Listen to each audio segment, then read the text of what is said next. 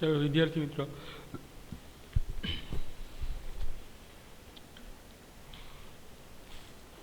આપણે હવે આજે થર્ડ ચેપ્ટર જે છે એ કમ્પ્લીટ કરવાનું છે. જે થોડા ઘણા દાખલા બાકી છે, અમુક તમને કરવાના છે, પ્રેક્ટિસમાં તમને આપવાના છે. મારે જે ઓબ્જેક્ટિવ છે, થિયરી બેઝ છે, એ હું તમને આપી દઈશ. ન થાય તો પછી મને મોકલાવજો જે કંઈ પ્રોબ્લેમ હોય. બટ હવે આજે આપણે આ ચેપ્ટર છે એ કમ્પ્લીટ કરી છે. ચાલો, આજે કમ્પ્લીટ થઈ જશે આજના લેક્ચરમાં. ચલો, પહેલો જે ક્વેશ્ચન છે કે આકૃતિમાં દર્શાવેલ આલેખો આપેલા છે, એ થી ડી ધ્યાનથી જુઓ અને કારણ સહિત સમજાવો કે તે પૈકી કયો આલેખ પારિમાણિક ગતિ કરતા કણ માટે શક્ય નથી. તો વિદ્યાર્થી મિત્રો, આપણે આ 4 ગ્રાફ પરથી નક્કી કરવાનું છે કે એક પારિમાણિક ગતિ કરતા કણ માટે કયું શક્ય નથી. હવે એક રીતે તમે જુઓ તો પહેલા આલેખની વાત કરીએ આપણે આની, બરાબર છે. તો એ સમતલમાં દોરેલું છે. પહેલો આલેખ છે સમતલમાં છે, અને પહેલો આલેખ સમતલમાં આપેલો છે. સમતલ એટલે એક્સ અને વાય બે દિશા આવી ગયેલા. એ વાત ત્યાં જ પૂરી થઈ ગઈ. આપણે એક જ પારિમાણિકની વાત કરવાની છે. સમયના એક જ મૂલ્ય માટે સ્થાનના 2 મૂલ્યો મળે છે. પાછું એ ગ્રાફમાં એવું પણ છે. ચલો, તો પહેલો જે છે એ ઓપ્શનમાં તો આવશે જ નહીં, કારણ કે આ સ્થાન એક જ સમયે, એટલે સપોઝ કે આ ટી બરાબર 1 સેકન્ડ છે, માની લ્યો કે 1 સેકન્ડ છે, તો એના સ્થાનના 2 પોઈન્ટ મળે છે, કે અહીંયા મળે છે ને અહીંયા મળે છે. તો જે વાસ્તવમાં જ શક્ય નથી. એટલે આવો કોઈ ગ્રાફ જે છે એ આપણે એક પરિમાણમાં તો લઈ જ ન શકીએ, દ્વિપરિમાણ પણ નહીં લઈ શકાય, કારણ કે એક જ સમયે એક જ કણના 2 જુદા જુદા સ્થાન એ પોસિબલ નથી. એટલે પહેલું જે છે એ કેન્સલ. પહેલું જે છે એ એક પરિમાણિકની એક્ઝામ્પલમાં આવશે નહીં. પછી બીજો ગ્રાફ શું કહે છે, તો કે બીજા આલેખ પરથી સમયના એક મૂલ્ય માટે વેગના ધન અને ઋણ એમ 2 મૂલ્યો મળે છે. એટલે જો વેગનું ધન મૂલ્ય એક જ સમયે આ ઋણ મૂલ્ય મળે છે, સપોઝ આ સમયે ઋણ મૂલ્ય મળે છે અને ધનય મળે છે, તો આ પણ કેન્સલ. એક સમયે કોઈ એક જ પદાર્થની 2 ગતિ અલગ અલગ એ પોસિબલ નથી. એટલે બીજો ગ્રાફ પણ કેન્સલ થશે. સમજો, સમજાય છે કે નહીં? સપોઝ કે આ કોઈ ટીની વાત કરતા હોય, ટી બરાબર 5 સેકન્ડની વાત કરતા હોય, તો એના માટે આ પોઈન્ટ ને આ પોઈન્ટ એક જ સમયે 2 વસ્તુ દર્શાવે છે, જે આપણે શક્ય લઈ શકાય નહીં, પોસિબલ છે નહીં. પછી સી ગ્રાફ, સી પરથી જોઈ શકાય છે કે ઝડપને ઋણ મૂલ્ય છે. ઝડપનું મૂલ્ય જે છે એ ઋણ છે. ઝડપ ક્યારે ઋણ હોય નહીં, કારણ કે ઝડપ છે એ અદિશ રાશિ છે, અને અદિશ રાશિ હંમેશા ધન હોય. ઝડપનું મૂલ્ય કાં તો અહીં લખું છું, ઝડપ કાં તો ધન હોય અને કાં તો શૂન્ય હોય. ઝડપ ધન અથવા તો શૂન્ય હોય. હવે આમાં તો જે છે એ ઋણ દર્શાવે, જે પોસિબલ છે ને. એટલે આ ગ્રાફ બીજો કંઈ જોવાની જરૂર જ નથી. આ ગ્રાફ એ ઓટોમેટિક કેન્સલ થઈ જાય. ચલો, હવે ડીમાં શું એ પૂછે કે થોડાક સમય પછી સમયના વધવા સાથે પથ લંબાઈ ઘટે છે, અને પદાર્થના કણ માટે કદી પણ સમય વધે. જુઓ ગ્રાફ જુઓ તમે, તો ગ્રાફ પરથી એવું કહી શકાય કે પદાર્થનું જે છે એ પહેલાં અંતર, પથ લંબાઈ પહેલાં વધે છે, પછી ઘટે છે, પછી વધે છે. તો સમયના વધવા સાથે પથ લંબાઈ ક્યારેય ઘટે નહીં. અને આલેખ પરથી આપણે એવું પણ કહી શકાય કે એક પારિમાણિક ગતિ દર્શાવતો નથી. જો ઘટાડો અને વધારો થતો હોય તો આ પણ એક્ઝામ્પલ શક્ય નથી. તો 4 ગ્રાફ સુધી આપણે જે છે એ કેન્સલ જ કરી દીધું. એટલે આમાંથી ઉપરના 4 ગ્રાફ છે એ પૈકી એક પણ ગ્રાફ કામ કરતો નથી. ચલો, એના પછીનો ગ્રાફ. ચલો, શું કીધું છે કે આકૃતિમાં કણની એક પારિમાણિક ગતિ માટે x વર્સિસ t નો આલેખ છે. આલેખ પરથી એમ કહેવું સાચું છે કે t 0 માટે કણ સુરેખ માર્ગે અને t 0 માટે પરવલય માર્ગે ગતિ કરે છે. જો ના, તો આ આલેખ માટે યોગ્ય ભૌતિક સંદર્ભનો અભિપ્રાય આપો. હવે એક રીતે ગ્રાફ તમે જુઓ તો જો નેગેટિવમાં થોડોક પાર્ટ આપ્યો છે. આટલો પાર્ટ વિદ્યાર્થી મિત્રો જુઓ નેગેટિવમાં છે, આટલો પાર્ટ, અને આ પોઝિટિવમાં છે. તો હવે આપણે એ નક્કી કરીને કહેવાનું છે કે કન્ડિશન છે ટી લેસ ધેન 0 માટે કણ સુરેખ માર્ગે ગતિ કરે છે અને ટી ગ્રેટર ધેન 0 માટે પર્વલય માર્ગે ગતિ કરે છે, તો ખરેખર જે છે એ કહેવું સાચું નથી. આનો આન્સર આવશે નો. બરાબર છે, ના, કે આ શક્ય નથી, કારણ કે ટી લેસ ધેન 0 માટે કણ સુરેખ પથ પર ગતિ કરે છે અને ટી ગ્રેટર ધેન 0 માટે કણ પર્વલય આકારના પથ પર ગતિ કરે છે. કારણ કે એક્સ વર્સિસ ટીનો ગ્રાફ તમે જુઓ તો કણનો વક્ર માર્ગ દર્શાવતો નથી, એટલે કણ છે એ વક્ર માર્ગ દર્શાવતો ક્યાંય નથી અને લેસ ધેન માટે, અને ટી ઇક્વલ ટુ 0 હોય ત્યારે એક્સ ઇક્વલ ટુ તો 0 છે, તો ત્યારે સ્થાનાંતર થતું નથી, એટલે એ શક્ય છે નહીં. તો આ ગ્રાફ પણ કમ્પ્લીટ. ટૂંકમાં આ જે છે ને પોસિબલ નથી. અહીંયા વક્ર આ જે પોઈન્ટ છે એ 0 બતાવે, 0 સમયે x0, તો આમાં કઈ રીતે ગતિ લેવી? આમાં તો સ્થિર થઈ ગયું આ બિંદુએ, એટલે આ ગ્રાફ જે છે એ પણ પોસિબલ નથી. ચલો હવે એના પછી આપેલ આકૃતિમાં પારિમાણિક ગતિ કરતા કણ માટેનો એક્સ વર્સિસ ટી આલેખ દર્શાવેલ છે, જેમાં 3 સમાન સમયગાળા દર્શાવેલ છે, એ તમને આપેલા છે, અને કયા સમયગાળા માટે સરેરાશ ઝડપ સૌથી વધુ અને કયા સમયગાળા માટે તે સૌથી ઓછી છે, તે દરેક સમયગાળાને અનુરૂપ સરેરાશ વેગના ચિહ્ન આપો. બહુ સટીક ક્વેશ્ચન છે અને એમસીક્યુમાં પૂછાવાની સંભાવના 100%. આવા જ એમસીક્યુ છે નીટમાં પૂછાય છે, તમારે સર્ચ કરી લેવાની છૂટ કે ગ્રાફિકલ જે છે કે ભાઈ આ ગ્રાફ ધન આવે છે, પ્રવેગનું મૂલ્ય ઋણ આવે છે કે ધન આવે છે, આ ગ્રાફમાં એ બી સી અથવા તો 1 2 3 નંબર આપેલા છે, તો કયા નંબર માટે ગ્રાફ જે છે એ પોઝિટિવ આવે, વેગનો ગ્રાફ પોઝિટિવ આવે, કયા માટે ઋણ આવે, તો આ હું તમને શીખવાડું છું, આ ગ્રાફમાં શીખવાડું છું. પછી આના રિલેટેડ 1 2 ગ્રાફ છે એ તમને આપું છું પ્રેક્ટિસમાં. તો જો આપણે જે ગ્રાફ આપેલો છે એક્સ વર્સિસ ટીનો ગ્રાફ છે અને સૂક્ષ્મ સમયગાળા માટે સરેરાશ વેગનું મૂલ્ય આપે છે બધા માટે, અને એવા 3 અલગ અલગ ગ્રાફ આપેલા છે. તો ત્રીજો ગ્રાફ છે ને એની અંદર સરેરાશ ઝડપ સૌથી વધારે હશે. ત્રીજો નંબરનો ગ્રાફ છે આ પોર્શન, એમાં સરેરાશ ઝડપ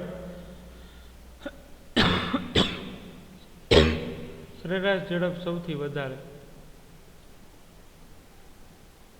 ચાલો, કઈ રીતે સરેરાશ ઝડપ વધારે? હવે સરેરાશ ઝડપને ધન કે ઋણ હારે કાંઈ લેવા દેવા, ઋણ સાથે કાંઈ દિશા સાથે લેવા દેવા નથી ઝડપને, એટલે એક રીતે એ પણ છે, કારણ છે. અને એનો ગ્રાફ છે ને એ શાર્પ આવે છે. જો આ બેમાં ગ્રાફ ધીરે ધીરે ગ્રેજ્યુઅલી ઇન્ક્રીઝ થાય છે, અને આ જો આ એકદમ શાર્પ આવે છે, શાર્પ, એકદમ શાર્પ. એટલે આનો ઢાળ છે ને એ બહુ મોટો હોય છે, આનો ઢાળ જે છે ને એકદમ સૂક્ષ્મ, એકદમ શાર્પ આવે છે. તો શાર્પ હોય તો એનો વેગ જે છે એ વધી જાય છે. જો આ અંતર, જો આટલું બધું અંતર કાપી લે છે, અને આ જે છે એ ઓછા સમયમાં સમય વધારે લે છે. આ એક એક્સિસ સમય, તો આટલા એવા સમયગાળામાં અંતર બહુ વધારે કાપે છે, એટલે ઓછો સમય, વેગ બરાબર ઝડપ બરાબર ડિસ્ટન્સ, પથ લંબાઈના છેદમાં સમય. તો સમય ઓછો છે, સૂક્ષ્મ છે, અને એ સૂક્ષ્મ સમયગાળાની અંદર અંતર જે છે એ વધારે કપાય છે. તો આનો જે છે એ ગુણોત્તર શું આવશે? વી ગ્રેટર ધેન 0 અથવા તો we more and more greater than 0, એટલે વી કેવો આવશે? વધારે. એટલે ઝડપ કેવી હશે? ઝડપ વધારે. એટલે ત્રીજા ગ્રાફની ઝડપ જે છે એ કેવી હશે? સૌથી વધારે. પછી બીજા ગાળામાં બીજો ગ્રાફ છે એ આના કરતાં થોડો વધારે ઢાળ મળે છે. જુઓ આવી રીતે થોડોક વધારે સમય લે છે. જો આટલો સમય છે તો આટલા સમયમાં આટલું ક્ષેત્રફળ કવર થાય છે, આટલો એરિયા કવર થાય, એટલે સમય વધારે છે. ટૂંકમાં એટલું તમે ખાલી સમય અને એક્સ એક્સિસ જુઓ, સમય વધારે છે અને સ્થાનાંતર જે છે એ ત્રીજા જેટલું જ કરે છે, પથ લંબાઈ જે છે એટલી જ છે. તો બીજો પહેલા નંબર ઉપર ત્રીજો આવશે, પહેલા નંબર ઉપર સૌથી વધારે ઝડપ જે છે એ કોની આવશે? ત્રીજા ગ્રાફની. પછી એના કરતાં ઓછી, એટલે ત્રીજા કરતાં ઓછી ઝડપ એ બીજા ગ્રાફની છે. બીજો ગ્રાફ છે એની ઝડપ ત્રીજા કરતાં ઓછી મળે છે. અને પહેલો અને બીજો જે છે એ સમાન સમયગાળામાં સરેરાશ વેગના મૂલ્યો જે છે એ કેવા છે? ધન છે. હવે વેગ જે છે, વેગની વાત કરતા હોય તો વેગ સદિશ રાશિ છે. વેગ કેવી રાશિ છે? સદિશ રાશિ છે. તો વેગ સદિશ રાશિ હોય તો ગ્રાફ અથવા તો આલેખ પહેલા અને બીજામાં ધન મૂલ્યો મળે છે. વેગના મૂલ્ય જે છે, વેગ જે છે, વેગ કેવો મળે છે? ધન મળે છે. ખાસ યાદ રાખજો, ગ્રાફ પહેલો અને બીજામાં વેગ છે એ ધન મળે છે.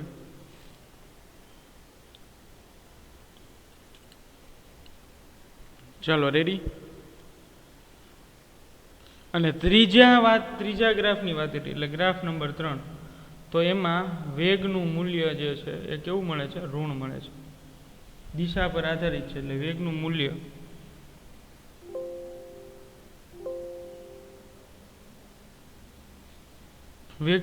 છે એ કેવું મળે છે? ઋણ મળે છે. ચલો, તો આ રીતે તમને થઈ જાય બધા ક્વેશ્ચન. તો આ જે છે ને તમારે ક્વેશ્ચન, આનો સ્ક્રીનશોટ લેવો હોય તો લઈ લેજો. આ જે છે તમારે પ્રેક્ટિસમાં કરવાનું છે ગ્રાફ. આ તમારા હોમવર્કમાં છે. આ હોમવર્કમાં કરવાનું છે. આકૃતિમાં દર્શાવ્યા મુજબ અચળ દિશામાં ગતિ કરતા કણ માટે ઝડપ અને સમયનો આલેખ દર્શાવેલ છે, જેમાં 3 સમાન સમયગાળા દર્શાવેલા છે. એટલે ટાઈમ ઇન્ટરવલ આ સેમ જ છે. જો આ ગેપ અને આ ગેપ, ટાઈમના ગેપ જે છે, ટાઈમ ઇન્ટરવલ જે છે એ સમાન છે. ઝડપ સમયનો, જેમાં 3 સમાન સમયગાળા દર્શાવે છે. કયા સમયગાળા માટે સરેરાશ પ્રવેગનું માન, એટલે પ્રવેગ અદિશ સ્વરૂપે લેવાનું છે. પ્રવેગનું મૂલ્ય સદિશ સ્વરૂપે નહીં, પ્રવેગનું મૂલ્ય સ્વરૂપ. તો કયા સમયગાળા માટે, એટલે કયો ગ્રાફ, પહેલો, બીજો, ત્રીજો, એટલે એબીસીડીમાં કયા બિંદુએ પ્રવેગ જે છે એનું મૂલ્ય સૌથી વધી જાય છે. સમજો, આ એબીસીડી માટે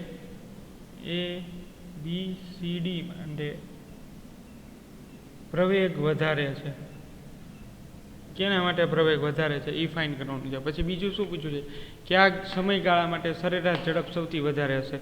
એટલે સરેરાશ ઝડપ એટલે એવરેજ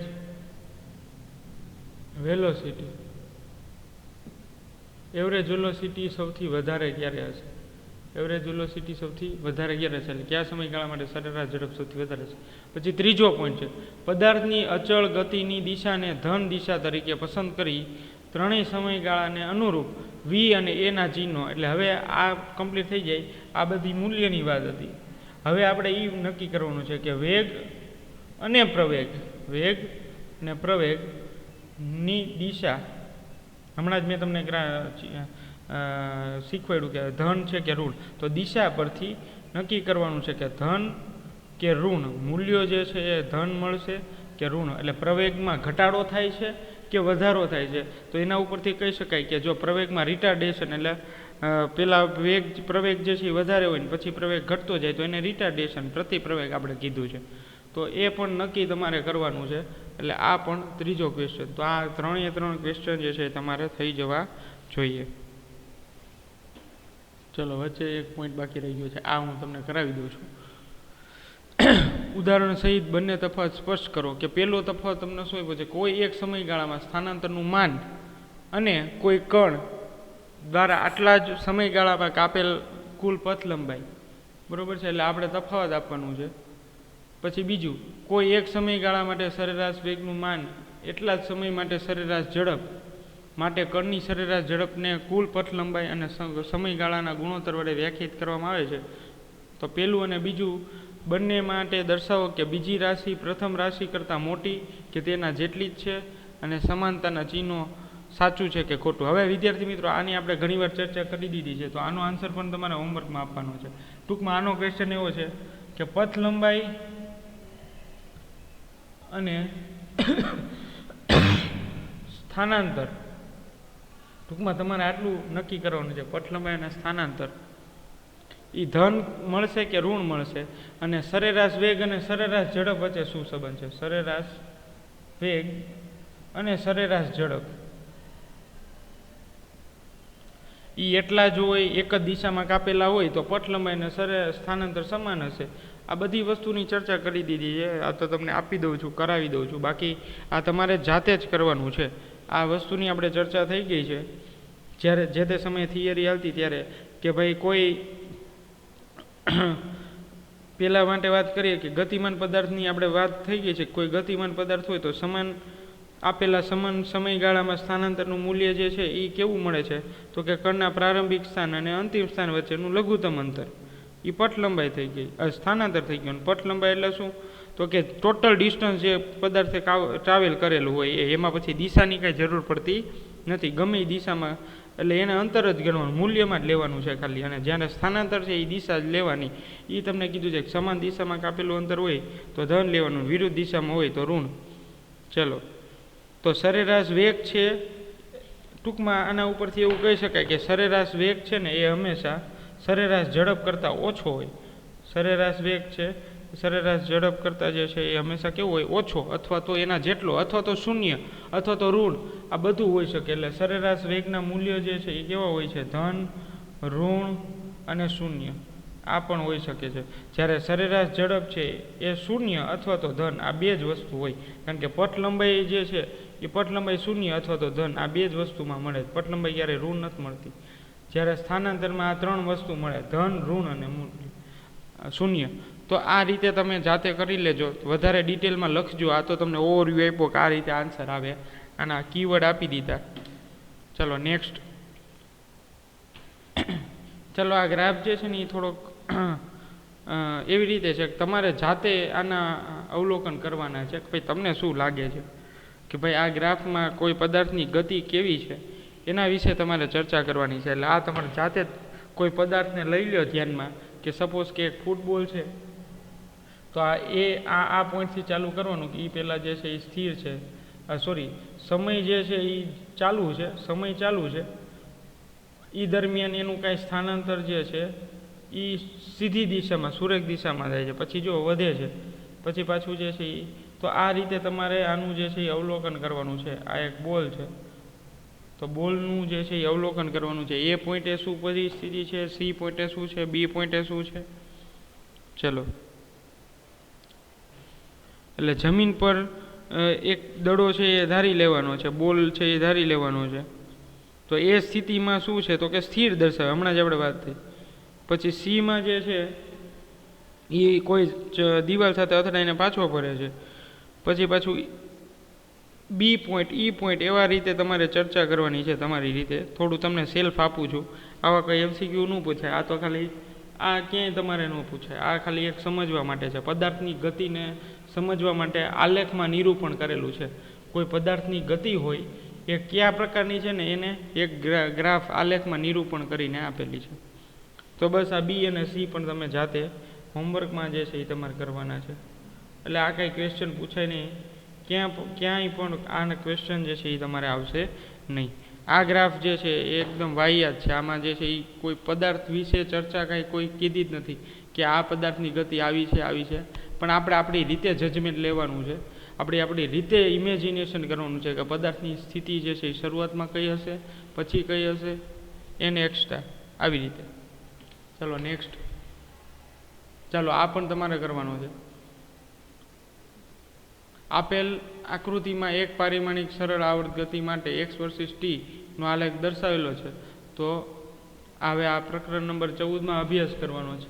એટલે એ અત્યારે ભૂલી જાવ, પણ આપણે આ યાદ રાખો કે t બરાબર 0.3 સેકન્ડ, 1.2 સેકન્ડ અને -1.2 સેકન્ડ માટે કણનો સ્થાન, વેગ અને પ્રવેગ ના ચિહ્નો શું હોઈ શકે છે.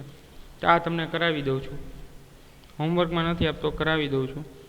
આપણે આજે 14 નંબરમાં જે છે એ એવું કહે છે, 14 નંબરના ચેપ્ટરમાં, કે કોઈ પદાર્થ છે, સપોઝ કે આ પોલ છે ને એની યારે એક લોલક બાંધી દીધું છે અથવા તો હિંચકો છે. તો એની ગતિની ચર્ચા છે આમાં, કે આ પોઈન્ટે મહત્તમ, પછી પાછો સ્થિર થઈ જાય એટલે 0, પછી પાછો વેગ વધે, પછી પાછો અહીંયા મહત્તમ. એટલે આવી રીતે પદાર્થ જે છે એ ગતે કરી રાખે છે, આવી રીતે પેન્ડ્યુલમ, દોલનો ટાઈપ. તો આનો ગ્રાફ જે છે ને એ આવો મળે, આવી રીતે. અહીંયા નેગેટિવમાં મેક્સિમમ, આ નેગેટિવમાં મેક્સિમમ.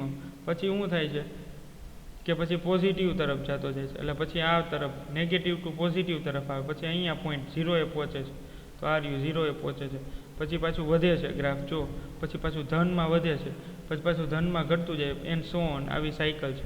તો આ સાયકલ માટે આપણે બીજું કંઈ નથી કરવાનું વિદ્યાર્થી મિત્રો, 0.3 સેકન્ડ તો આ ટાઈમ છે, અને એ જે છે ટાઈમ જે છે એ તમને શેમાં આપેલો છે? સેકન્ડમાં. તો 0.3 સેકન્ડ અહીંયા ક્યાંક મિત્રો આવે, તો 0.3 સેકન્ડ માટે કણનું સ્થાન નક્કી કરવાનું છે, વેગ અને પ્રવેગના ચિહ્નો નક્કી કરવાના છે. ચલો સમજાય? તો જોઈએ આપણે કે ટી બરાબર 0.3 સેકન્ડ હોય ત્યારે, ધારી લો કે 0.3 સેકન્ડ છે ટી બરાબર, ત્યારે ચલો ટી બરાબર 0.3 સેકન્ડ માટે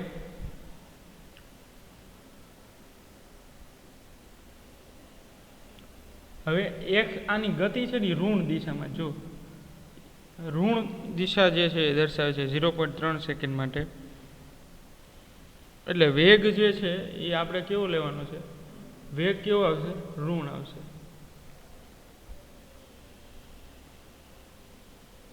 ચલો રેડી છે? અને સ્થાન આવડું આ ક્યાંક આવે છે એક્સ એક્સિસ ઉપર, એટલે ગતિમાં છે, 0 સ્થાન ઉપર નથી. પછી એક રીતે તમે જુઓ તો એક સૂત્ર છે 14મા ચેપ્ટરમાં આવે, E = -kx. તો પ્રવેગ જે છે એ ઋણ હોય ત્યારે મહત્તમ દર્શાવે એવું કહે છે 14 નંબરના ચેપ્ટર ઉપરથી, એટલે એ તમારે ત્યારે આવશે જે તે સમયે. તો આ દરમિયાન પ્રવેગ જે છે ને એ ધન લેવાનો છે, આ યાદ રાખજો ખાસ. 0.3 સેકન્ડ માટે વેગનું મૂલ્ય ઋણ આવે છે, પણ પ્રવેગ જે છે એ કેવો આવે છે? ધન આવે છે. કારણ કે વેગ ઋણ એટલે ઋણ ખાલી દિશા દર્શાવે છે કે ઋણ અક્ષમાં, પણ વેગ જે છે એ વધે જ છે પણ ઋણ અક્ષમાં વધે છે, ઋણ એક્સિસમાં વધે છે. એક વસ્તુ ખાસ યાદ રાખજો. ચાલો, અને પ્રવેગનું મૂલ્ય છે કેવું મળે છે? ધન મળે છે, એટલે a > 0.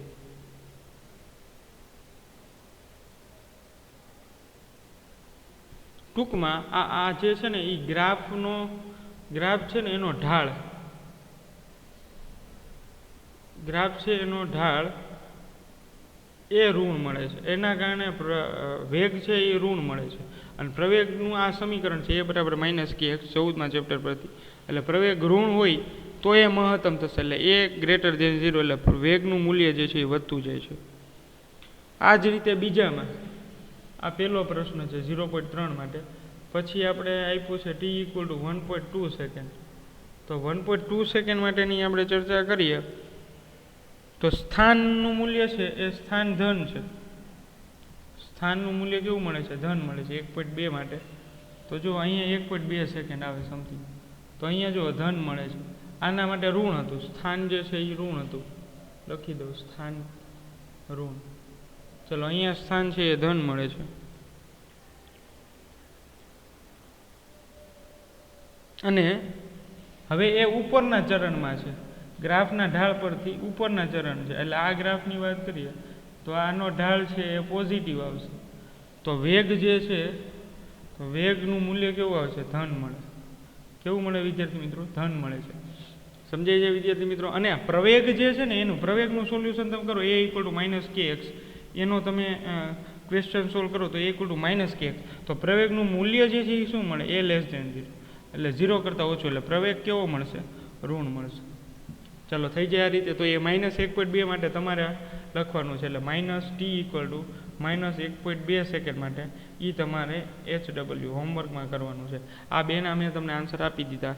આ જ પ્રોસેસથી તમારે 3નો આન્સર આપવાનો છે. ચાલો થઈ જાય વિદ્યાર્થી મિત્રો. ત્યારબાદ નેક્સ્ટ, કોઈ એક ખેલાડી 29.4 મીટર પર સેકન્ડની પ્રારંભ ઝડપથી એક દડાને ઉધ્વ દિશામાં ફેંકે છે.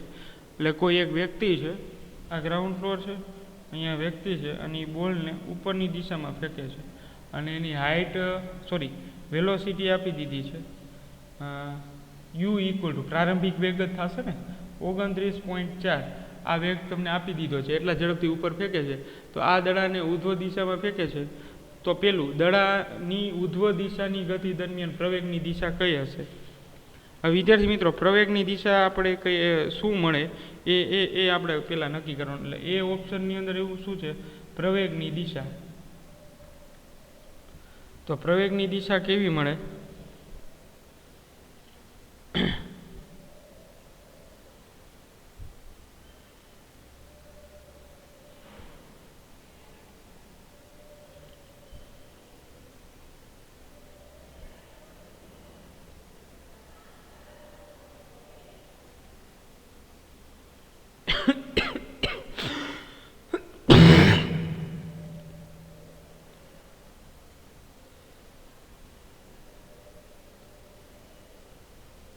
ચલો, તો પ્રવેગની દિશા છે એ ગુરુત્વાકર્ષણના કારણે અધો દિશામાં હશે. અધો દિશામાં એટલે પ્રવેગ જે છે એ અધો દિશામાં જોવા મળશે. એટલે નીચે તરફની દિશામાં, કારણ કે ગુરુત્વાકર્ષણ બળ જે છે જી 9.8 મીટર પર સેકન્ડ સ્ક્વેર એટલા પ્રવેગથી એને નીચે ખેંચે છે. એટલે પ્રવેગ જે છે એની દિશા નીચે તરફ હશે.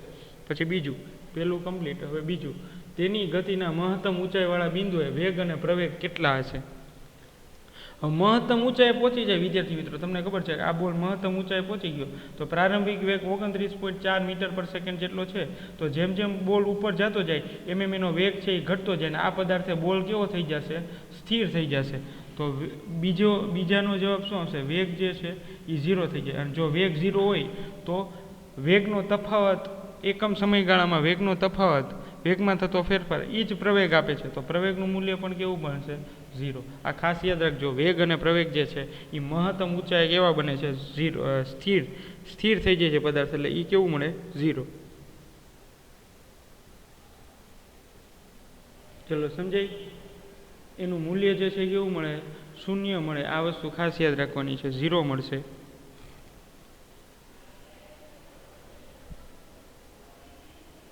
અને જી, હા, હજી જીનું પૂછે તો જી બરાબર તો અચળ જ છે 9.8, પણ એ અધો દિશામાં લાગશે.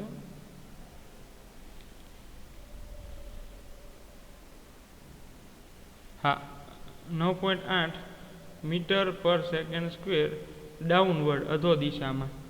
ચલો હવે સી, દડાની મહત્તમ ઊંચાઈવાળા બિંદુએ x = 0 અને t બરાબર 0 સેકન્ડ નીચે તરફની દિશા માટે વેગ અને પ્રવેગ. હવે આ જે છે એ તમારે કરવાનું છે. ચલો સી જે છે એ તમારે કરવાનું છે કે પસંદગીના સંદર્ભે દડાની ઉધ્વ દિશાની ગતિ અને અધો દિશાની ગતિ માટે સ્થાન, વેગ અને પ્રવેગના ચિહ્નો દર્શાવે છે. તો એ તમારે જાતે હોમવર્કમાં કરવાનું છે.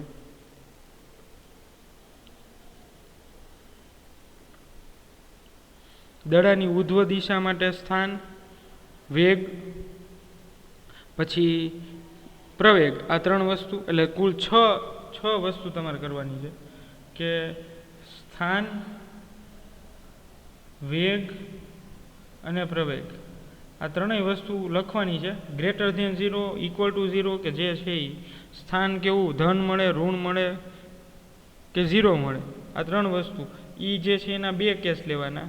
પેલું અધો દિશા, ઉધ્વ દિશા ઉપર તરફ જાય ત્યારે, અને અધો દિશા.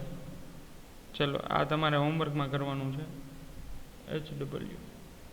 ચલો હવે ડી, કે દડો કેટલી મહત્તમ ઊંચાઈએ પહોંચશે અને કેટલા સમય બાદ ખેલાડીના હાથમાં પાછો આવશે.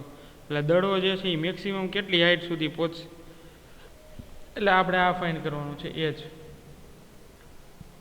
અને એ વ્યક્તિના હાથમાં પાછો ક્યારે આવશે, એટલે ટાઈમે ફાઇન્ડ કરવાનો છે. ચલો વિદ્યાર્થી મિત્રો, ટાઈમ અને એચ બંને ફાઇન્ડ કરવાના છે. તો આપણી પાસે એક ફોર્મ્યુલા છે જેના ઉપરથી હાઇટ મળી જશે. v² - u² = 2a. x ની જગ્યાએ હાઇટ ફાઇન્ડ કરવી છે, એટલે 2a h. પ્રારંભિક વેગ છે અંતિમ 0, એટલે શું આવશે? -u² = h ને કરતા કરો એટલે /2a આવશે ને, h અહીંયા. તો h બરાબર u² / 2a, આ સમીકરણ આવશે. અને જ્યાં આ સમીકરણની અંદર a = શું લેવાના છે? g, -g, એટલે -9.8. અને આ -g લ્યો તમે, -g થઈ જાય, -9.8 લેવાના છે. તો આ માઇનસ જે છે એ શું થઈ જશે? કેન્સલ. એટલે h જે છે એ તમને કેવો મળશે? પ્લસ. ચલો રેડી છે. એ હાઇટ મળી જાય ત્યારબાદ તમારે શું મેળવવાનું છે? ટાઈમ. તો આ હાઇટ મળી જાય પછી ટાઈમ એ કેમ મેળવશો? આનું સાદુરૂપ આપીને તમારે હોમવર્કમાં જ કરવાનું છે. મેં બધું લખી દીધું, તમારે ખાલી ડેટા લખવાના છે. અહીંયા 29.4નો સ્ક્વેર આવશે. 4નો સ્ક્વેર અહીંયા 9.8 ગુણ્યા 2 એટલે એ જ ફાઇન થઈ જાય. પછી આપણે ટી ફાઇન કરવું એટલે v = u + at આવે. તો આમાં શું આવશે? v = u - gt આવે ને. a = -g લેવાના છે અને આ તો 0 થઈ ગયું એટલે 0 = u - gt. તો ઓલી બાજુ જાય એટલે આમ થઈ જાય gt = u. તો t બરાબર આવશે ને u/g. તો t પણ ફાઇન થઈ જશે. એ પણ તમારે હોમવર્કમાં કરવાનું કાંઈ નથી. તમારે અહીંયા 29.4 અને ભાગ્યા 9.8 કરો એટલે જવાબ આવી ગયો ભાઈ. બે સિમ્પલ છે. તમારે આમાં કોઈ પ્રકારની જે છે મહેનત નથી કરવાની, ખાલી ડેટા જ મૂકવાના છે. એટલે હવે જે તમારો એ જે ટીનો જે આન્સર આવશે ને એટલે 29.4 ભાગ્યા 9.8 કરો એટલે એપ્રોક્સ 3 સેકન્ડ જેવું આવે. તો 3 સેકન્ડનો જે આન્સર આવે તો આ ઉપર જવા માટે 3 સેકન્ડ લાગશે, ઉપર જવા માટે 3 સેકન્ડ અને નીચે આવવા માટે 3 સેકન્ડ એટલે 3 ને 3 6 સેકન્ડ લાગે. ટોટલ ટાઈમ જે છે ને એ 6 સેકન્ડ લાગે. લ્યો, ઉપર જવા માટે 3 અને નીચે આવવા માટે 3 એટલે ટોટલ જે છે એ 6 સેકન્ડ લાગે. એ એક ખાસ યાદ રાખવાનું છે તમારે, એમાં ક્યાંય ભૂલ ન થવી જોઈએ. ચાલો નેક્સ્ટ એના પછીનો અને લાસ્ટ. હવે અહીંયા જે છે આપણે આ કમ્પ્લીટ કરી છે ચેપ્ટર. હવે તમારે જે છે ને આની અંદર નક્કી કરવાનું છે ઓપ્શન. 4 ઓપ્શન તમને આપેલા છે. છેલ્લો ક્વેશ્ચન છે આજનો અને ચેપ્ટરનો પણ છેલ્લો. હવે આ જે ઉદાહરણો તમને જે આપેલા છે ABCD, એ ઉદાહરણો આપણે શાંતિથી વાંચો તમે અને સાચું અને ખોટું બે જ નક્કી કરવાનું છે. કણની એક પરિમાણી ગતિમાં એટલે 1Dની અંદર આમાં કયું વસ્તુ સાચી ને કઈ વસ્તુ ખોટી એ તમારે નક્કી કરવાની છે. તો જો આપણે હાથે જ અત્યારે જ કરી દઉં તમને. કોઈ એક ક્ષણ માટે, કોઈ એક ક્ષણે તેની ઝડપ 0 હોવા છતાં, કોઈ એક ક્ષણે તેની ઝડપ 0 હોવા છતાં તેનો પ્રવેગ 0 હોઈ શકે છે. એટલે કોઈ પદાર્થની વાત કરે છે. તેની એટલે પદાર્થની ઝડપ 0 હોય અને પ્રવેગ અશૂન્ય હોય એવું સાચું છે કે નહીં? એનો આન્સર આપવાનો છે. તો એનો આન્સર આવશે રાઈટ. હા, એવું હોઈ શકે. એનો આન્સર જે છે એવો આપી શકાય કે હા સાચું છે એવું કહી શકાય. શા માટે? કારણ કે એવા ઘણા કેસ છે કે ઝડપ 0 હોય પણ પ્રવેગ જે છે એ અશૂન્ય મળે છે. જેમ કે મહત્તમ ઊંચાઈએ ઝડપ 0 મળે. એટલે સપોઝ હમણાં જ આપણે દાખલો ગણ્યો કે આ કોઈ એક વ્યક્તિ છે એ બોલ ઉપર ફેંકે ત્યારે વેગ જે છે અથવા તો ઝડપ છે એ શું થઈ જાય? 0. પણ પ્રવેગ મેં તમને કીધું હતું અધો દિશામાં લાગે છે 9.8 મીટર/સેકન્ડ². તો આ પ્રવેગ જે છે એ અચળ મળે છે 9.8 એટલે પ્રવેગ અશૂન્ય મળે. ચાલો સમજાય? પ્રવેગ જે છે એ અશૂન્ય મળે. તો આ એનું એક્ઝામ્પલ પણ મેં તમને આપી દીધું કે એ રાઈટ છે એનો આન્સર. પછી બી, ઝડપ 0 હોવા છતાં તેનો પ્રવેગ અશૂન્ય હોઈ શકે. એટલે ઝડપ 0 હોય છતાં તેનો પ્રવેગ છે એ અશૂન્ય હોઈ શકે. એટલે ઝડપ 0 છે અને પ્રવેગ અશૂન્ય. ના, એવું ક્યારેય બનશે નહીં. એવું ક્યારેય બનશે નહીં. કારણ કે ઝડપ છે, જો એ ઝડપ 0 હોય તો વેગ છે એ 0 જ બને. આ વસ્તુ ખાસ ક્લિયર રાખો. એટલે એવું ક્યારેય બનશે નહીં. એટલે એનો ઓપ્શન આવશે ના. એક પણ પરિસ્થિતિમાં આ શક્ય નથી. એટલે એનો ઓપ્શન આવશે ના. પછી ત્રીજું ઓપ્શન છે સી, ઝડપ અચળ હોય. એટલે આ અચળ હોય તો પ્રવેગ હંમેશા 0 હોય. ઝડપ અચળ હોય તો પ્રવેગ હંમેશા કેવો હોય છે? 0. તો કે હા, એ સાચું છે. પ્રવેગ 0 હોઈ શકે છે જ્યારે ઝડપ અચળ હોય. કઈ રીતે? તો કે જ્યારે કોઈ પદાર્થ જે છે એ ઝડપથી પાછળ ફરતો અચળ ઝડપથી આવતો હોય ત્યારે એ દરમિયાન એનો પ્રવેગ જે છે ઇન્ફિનિટી હોય અને હોઈ શકે છે. ટૂંકમાં એવું કહી શકાય કે પદાર્થ ઝડપથી પાછો ફરતો એક જ તાત્કાલિક તાત્ક્ષણિક માટે. તો ત્યારે આ પરિસ્થિતિ જે છે એ લઈ શકાય. પણ જે ભૌતિક રીતે શક્ય નથી. આમ છે સાચું પણ પ્રેક્ટિકલી આ શક્ય નથી કે ઝડપ અચળ હોય અને પ્રવેગ જે છે એ શૂન્ય હોય. કારણ કે એક રીતે તમે જુઓ તો આ વર્તુળાકાર પદાર્થ ગતિ કરતો હોય તો એની અચળ ઝડપથી ગતિ કરતો, પણ એના વેગની દિશા જુઓ સતત બદલાઈ રાખે છે, અને વેગની સતત દિશા બદલાઈ રાખે એટલે પ્રવેગ જે છે ને એ અચળ હોઈ શકે. ચાલો, એટલે એ શૂન્ય જે છે એ પ્રેક્ટિકલી નથી. આ સીનો ઓપ્શન જ છે, સોરી. ચાલો હવે ડીનો ઓપ્શન છેલ્લું, પ્રવેગ ધન મૂલ્ય માટે. એટલે સીમાં તમને ખબર પડી ને વિદ્યાર્થી મિત્રો શું કહે છે કે ઝડપ અચળ હોય તો પ્રવેગનું મૂલ્ય શૂન્ય. એટલે થિયરિટિકલ તમારા ટેક્સ્ટબુકમાં એવો આન્સર આપ્યો છે કે આ સાચું છે, પણ વ્યવહારિક રીતે જોઈએ તો સાચું નથી. કારણ કે મેં તમને એક્ઝામ્પલ આપ્યું કે કોઈ પદાર્થ નિયમિત વર્તુળાકાર ગતિ કરતો હોય તો કોઈ એક ક્ષણે વેગની દિશા આ તરફ છે જો સ્પર્શકની દિશામાં હોય, અને એ ત્રિજ્યા સાથે 90નો જ ખૂણો બનાવે, અહીંયાથી છૂટે તો એ ત્રિજ્યા સાથે 90નો જ ખૂણો બનાવે. એટલે દિશા બદલે છે તો વેગની દિશા બદલાય તો પણ પ્રવેગ બદલાય એવું કહી શકાય. તો પ્રવેગ કેવો બદલે તો કે અચળ રીતે બદલે. એટલે આ ખરેખર પ્રેક્ટિકલી જે છે એ શક્ય નથી. એટલે આ થોડો કોમ્પ્લિકેટેડ છે સી. પછી ડી, પ્રવેગ ધન મૂલ્ય માટે ગતિ વધતી હોય છે. પ્રવેગનું ધન મૂલ્ય હોય ત્યારે ગતિ જે છે એ વધતી હોય છે.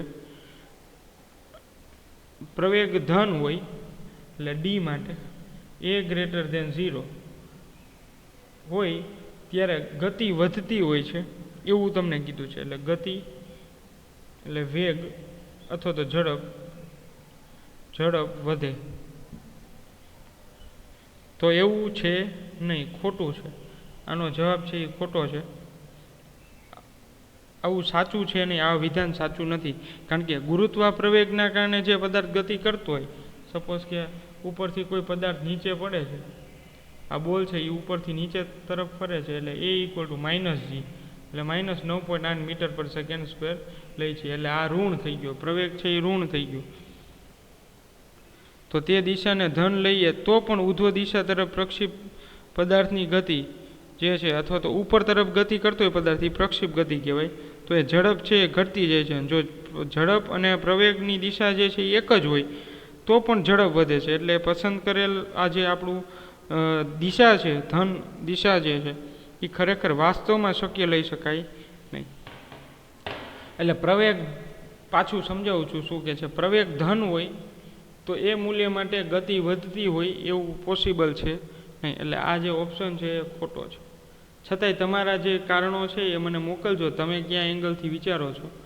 આપણે તો બધી વસ્તુ જોવાની હોય, બધા કેસ જોવાના હોય, ઉધ્વ દિશા માટે, અધ્વ દિશા માટે. તો આ બધા માટે પ્રવેગનું મૂલ્ય ધન હોય તો ઝડપથી વધતી હોય, ગતિ વધતી હોય એવું જરૂરી છે નહીં. કારણ કે અહીંયા જો આનો પ્રવેગ 9.8 જેટલો છે, બરાબર છે, અથવા તો એ g જેટલો 9.8 મીટર/સેકન્ડ એટલાથી નીચે તરફ આવે છે, તો ગતિ દર વખતે વધતી એવું જરૂરી નથી. કારણ કે પદાર્થને હું ઉપર તરફ ફેંકું ત્યારે તો ઉપર તરફ ફેંકો ત્યારે એનો પ્રવેગ તો ધન જ છે. પ્રવેગ તો a>0 એટલો જ આપ્યો છે, સપોઝ કે 5 મીટર/સેકન્ડ². પણ તોય પદાર્થની વેગ જે છે એ ઘટતો જાય છે અને એક સમયે સ્થિર થઈ જાય છે. એટલે ગતિ જે છે એ શું થાય છે, ધીરે ધીરે ગ્રેજ્યુઅલી ઘટતી જાય છે. એવું પણ એક્ઝામ્પલ આપીને તમે સાબિત કરી શકો છો, સમજાવી શકો છો. પણ આ ક્યાંય તમારે પરીક્ષામાં ન પૂછાય, તમારી રીતે તમારા કન્સેપ્ટ ક્લિયર કરવા માટેની વસ્તુ છે. તો વિદ્યાર્થી મિત્રો, હવે આપણે નેક્સ્ટ લેક્ચરથી નવું ચેપ્ટર જે છે એ સ્ટાર્ટ કરી દઈશું.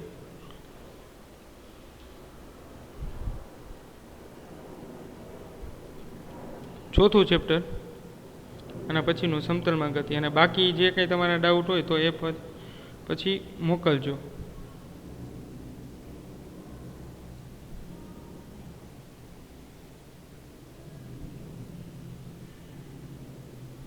તો થર્ડ ચેપ્ટર હવે કમ્પ્લીટ કરી, ઘણો ટાઈમ દઈ દીધો છે થર્ડ ચેપ્ટરમાં. હવે ફોર્થ ચેપ્ટર છે આના બેઝ જ છે, એટલે ખાસ યાદ રાખજો. અને નીટ માટે ફોર્થ ચેપ્ટરની ઇમ્પોર્ટન્સ ફૂલ છે, અગત્યની છે.